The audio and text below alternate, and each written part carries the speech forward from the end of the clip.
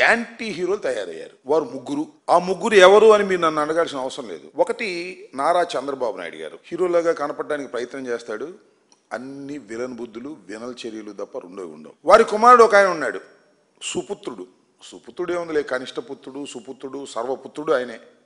ఏకైక పుత్రుడు. దేశంలో అందరూ మాత్రం గుట్టలు గుట్టలుగా కనాలి, కానీ మన ముఖ్యమంత్రి చంద్రబాబు నాయుడు గారు మాత్రం ఒకరినే కంటారు, ఆయనే నారా లోకేష్ గారు. ఈయన కూడా యాంటీ హీరో పాత్ర పోషించడంలో నిమగ్నమైపోయి ఉన్నాడు, దానిలో ఏ సందేహం లేదు. మూడో ఆయన కొణిదెల పవన్ కళ్యాణ్ గారు. ఈయన మేము దత్తపుత్రుడు అంటే ఆయన కోపం వస్తుంది, మామూలుగా రాదు కోపం, కాళ్ళకుండా ఈ చేతుల్లోకి వచ్చేస్తుంటాయి దత్తపుత్రుడు అంటే. ఇవాళ అదే పాత్ర.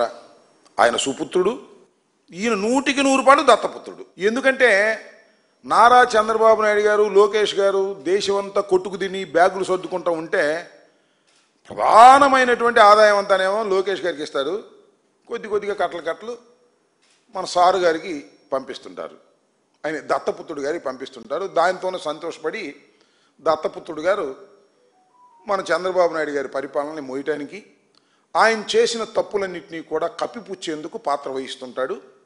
అప్పుడప్పుడు మా మీద కూడా విజృంభించేటటువంటి ప్రయత్నం చేస్తూ ఉంటాడు.